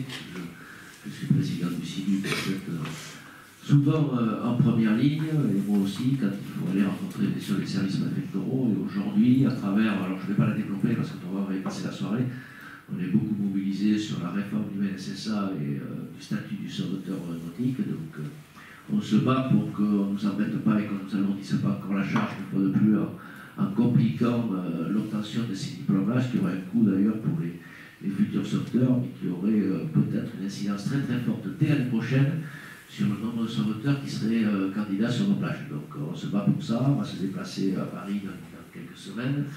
On a déjà rencontré beaucoup de monde en avance sur le sujet, mais je tiens à la remercier. Je rappelle que le CIVI est en charge justement des stages en mer et de recrutement de sauveteurs, mais aussi à travers les compétences qui lui sont données de la base du gaz de l'hélicoptère. Et donc, Bucharest est la dernière commune qui n'était pas avec nous. Donc ce syndicat regroupe toutes les communes de Gironde et nous recrutons environ 280-300 sauveteurs tous les ans pour surveiller toutes les plages de Gironde. Donc merci Hervé pour ton implication. Y a-t-il des votes contre? Des abstentions? Par contre, on a beaucoup pris du comité du bassin, mais ils arrivent rarement en réunion avec des huîtres. Hein.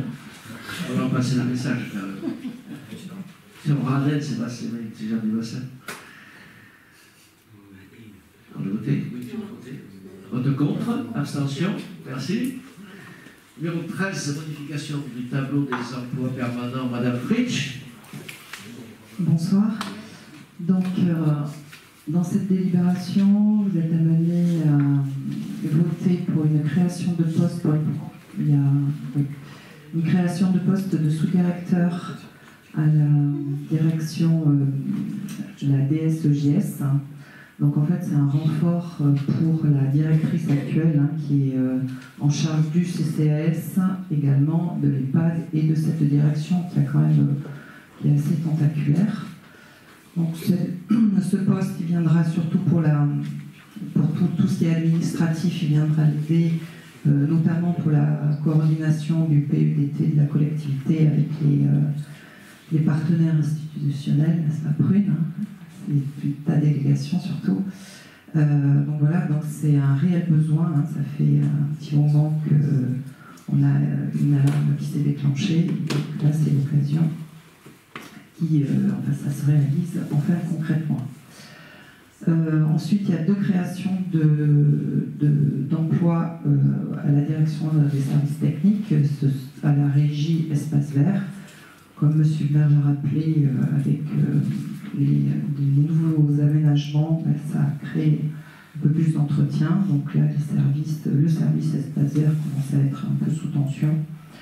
Donc ça viendra les conforter dans leur mission. Puis le 3e point sur cette délibération, c'est la création et suppression d'un emploi au service culture et vie associative, donc la création d'un emploi à temps complet et la suppression de l'emploi qui était à 80%, car il y a eu une augmentation du travail administratif puisque nous avons récupéré la programmation en direct, donc il y a quand même beaucoup d'administratifs à faire, des dossiers, etc., et qui nécessitent du coup un temps complet. Voilà. Cette délibération, bien sûr, a été proposée au comité social et territorial, avec mes collègues ici présents, Cyril et Jackie, et le collège des représentants du personnel a voté, donné un avis favorable à l'unanimité, ainsi que celui des élus. Merci Mme Fritsch, merci pour votre investissement, mais aussi ce qui nous entoure. Je pense que ça a été un gros travail d'abord de recruter aussi, notre présence dans ces ateliers-là, mais dans ces moments de recrutement, mais aussi pour définir les besoins de la collectivité. Bon, une commune qui a grossi, mais il faut savoir aussi qu'il n'y a pas que les gens de la Canon qui fréquentent nos services. Nous avons une maison qui s'appelle Maison France Finance, au pôle de l'Aiguillonne, et bien sûr les habitants de France Service, pardon. France Finance, vous voyez, je suis tellement obsédé par mes sous. France Service, et c'est vrai que c'est une très très belle aventure. On avait été lauréat en Gironde, rappelez-vous, vous avez été la première maison France Service. Seulement, le Borge, ce monstre, le temple, le carcan, tout le monde est chez nous, mais c'est plutôt assez sympathique. On est aussi, il y a une part de financement importante pour ces postes-là. Mais c'est vrai que la commune de la Calo s'était fait peu d'aspirateurs, puisqu'il n'y a pas les mêmes services dans les autres communes. Donc on remet socialement, je pense que c'est aussi notre mission d'accompagner tous ces gens-là. Donc ce pôle, il a pris de véritables dimensions. On freine parfois, parce que c'est vrai qu'on a des locaux à disposition, on a des attentions sur les événements, voilà. On essaie de préserver aussi nos personnels. Et on peut s'apercevoir qu'avec tous ces événements qu'on crée tout au long de l'année, même l'hiver, vous avez pu avoir la richesse des magazines de la culture pour l'hiver, n'est-ce pas mon cher Cyril? Donc ces emplois-là, ils étaient indispensables à la bonne tenue de nos services. Moi, je suis toujours très attentif, et c'est le discours que j'ai envers les agents tous les jours. Nous sommes un service public. Ce n'est pas parce que nous sommes un service public que nous ne devons pas être parfaits. Donc on essaie de l'être, on n'est pas toujours, mais c'est vrai que ces recrutements vont nous permettre d'être encore meilleurs et de pouvoir justement parfois donner l'occasion à certains agents pas de souffler, mais d'être mieux organisés et de pouvoir réaliser un travail plus efficace. Les commentaires sur cette délibération, Mme Fritsch. Des votes contre, des abstentions. Je vous remercie. Rapidement, parce qu'il s'est passé beaucoup de choses, et décembre, janvier, c'est toujours compliqué. Après le marathon des galettes, les repas des aînés, les repas des agents, toujours une période difficile où on n'a pas la même garde-robe. Donc on a eu aussi des très très belles expos, les secours avec les clichés de Christophe Brachet et une présentation très intéressante de son métier de photographe de bateau, où nous avons avec fierté déposé la plaque de la Fédération européenne de surf sur la mairie annexe. Donc on est plutôt très heureux. La Cano en jeu a connu un très très beau succès, en particulier le samedi. Il y avait beaucoup de monde, donc on félicite toute l'équipe et nos équipes bien sûr techniques qui assistent. On a eu un spectacle avec Fake et Molière en pièce à la salle des secours. Et nous sommes au mois de janvier. Réunion publique aussi sur le fait, une centaine de personnes qui étaient réunies, c'était plutôt sympa. Les travaux de renouvellement de réseau, on vous en met un peu côté d'argent. Vous savez que je ne supporte pas les feux. Et pour l'instant, ils sont là jusqu'à fin avril, jusqu'à la fin de ces travaux qui est indispensable. Ceux qui passent par le boutique s'aperçoivent que les réseaux sont en train d'être effacés. Là, c'est un peu marrant, tellement marrant. Le boulevard de la plage, le chemin de l'Hermitage et la rue de la Poste. Et après les réunions que nous avons eues la semaine dernière, en comité départemental CDNPS, nous avions quelques remontrances sur ce projet-là que j'espérais démarrer avec mes équipes au mois de septembre, puisque c'est la communauté de communes qui porte. nous avons eu l'avis favorable de la CDNPS après 1 heure de débat avec les services de l'État. On a été plutôt bien reçus, on a pu expliquer pourquoi, comment. Donc on pourra présenter à ceux qui le souhaitent le projet définitif pour pouvoir démarrer les travaux très rapidement après la saison et tenir nos engagements. Donc le boutique verra sa renaturation et sa mise en beauté après l'été, après avoir effacé les réseaux. Passage Jacques Place Rouge, l'entreprise a quasiment achevé la pose des réseaux et c'était assez compliqué. Sous l'emprise de l'ancien rond-point, canalisation d'eau également remplacée préalablement à la pose des premiers pavés, ça a été la mauvaise surprise. Les premiers coulages de béton passage Lacaze interviendront courant février, alors plutôt fin février ou début mars, pour une libération des emprises du passage Lacaze pour les vacances de printemps. Chemin de Listre, un chantier qui nous fait un peu de mal au budget, monsieur l'adjoint en finance, mais la réflexion complète du chemin de Listre doit s'achever fin février pour une réouverture à la circulation. Le camping, avec notre brillant conseiller municipal, il n'y avait pas de cheveux blancs avant le camping, maintenant la tête toute blanche. Merci Jean-François pour ton investissement. La réalisation des revêtements commencera début mars. Et les premiers mobil-homes seront mis en place à l'anticipation de l'ouverture prévue courant avril pour accueillir les premiers saisonniers. Là aussi, parfois des engagements aussi des partenaires. Alors, nous avons un budget qui tient la route, on est toujours prêt à réaliser, mais quand ça arrive parfois à notre commune, quand on n'est pas assez prudent, ben, le chantier ne démarre pas. Parce que les partenaires ont réduit leur participation. Et c'est le cas sur ce chantier, même si nous avons des jolies marges de manœuvre. Et nous allons pouvoir enfin loger une grande partie de nos saisonniers. Rue des Mimosas, on va continuer les travaux de rénovation de la rue du Lion. La ville a engagé début février la rénovation de la rue des Mimosas de la place de la Concorde. Donc on profite de ces travaux, le réseau AEP est renouvelé, les aménagements de voirie débutent pour s'achever. Début avril, rénovation du parking mairie aussi, il n'y avait pas de récupération pluviale, c'était un peu humide dans le quartier, donc la gestion des eaux pluviales est en cours. Et on aura un parking qui répond aux normes de ce que l'on souhaite aujourd'hui, de pouvoir mieux évacuer et s'occuper de nos eaux de ruissellement. Une borne de recharge aussi pour les véhicules électriques sera mise en place. Reprofilage du verre, monsieur Hervé, ça a attaqué dur. Vous savez qu'on a subi l'abaissement de la plage ces dernières semaines. Il y avait beaucoup d'érosion éolienne. Donc on a, depuis 2 semaines, la communauté de communes a débuté les travaux de reprofilage du verre. Donc après avoir retiré les plantes invasives, les travaux de reprofilage ont débuté. Le sable sera repositionné sur la berge de l'ouvrage et une nouvelle nivelle sera installée. Vous savez que l'hiver a été venteux. Pas trop pluvieux, mais venteux. Ces travaux ils sont essentiels, vous le savez tous, au maintien du profil de dune, pour éviter l'ensablement de la promenade de la case, ainsi que les habitations du quartier sud. Voilà. Alors là, j'étais aussi avec le spot jeune qui partent au ski du 4 au 7 mars. La USCAD des vacances de février, plus de 130 enfants qui sont attendus sur ces vacances-là. Sport vacances aussi. Ce programme sportif, Madame Lavert est proposé à nos jeunes cadolets. La USCAD, c'est l'endroit de rêve. Tout le monde nous l'a envie, cher Prune. Bravo pour ce que vous faites. Le 24 février au 2 mars, festival 7 jours au ciné. Encore des choses qui se passent l'hiver. Mais monsieur Rodolo, vous n'arrêtez plus. 7 jours de programmation pour célébrer la diversité du cinéma et pour voir les actions mises en place par votre salle de proximité. Donc au gré des séances, nous serons proposés des films d'animation, des films familiaux, des comédies populaires, des films d'aventure, sorties nationales, avant-première, donc finalement. Samedi 15 mars à la salle des fêtes de 10 à 13h, salon d'emploi, important, faites passer le message. Samedi 15 mars à l'Escour, Blancas, des airs de sport, mais encore, on n'arrêtait plus. Donc, beau spectacle, Springsteen, Johnny Cash, Souchon, c'est quand même différent, mais voilà. Et le prochain conseil municipal, mes chers collègues, le mercredi 9 avril 2025 pour le vote du budget, important. Donc, je vais clôturer le conseil municipal parce que j'ai 2 mots à vous dire avant de boire un petit verre avec vous et de manger un petit bout à la Madrid. Pour ceux qui aiment le foot, tout le monde a compris qu'il y avait un match important qui débutait à 21h. Voilà. Merci à tous et bonne soirée.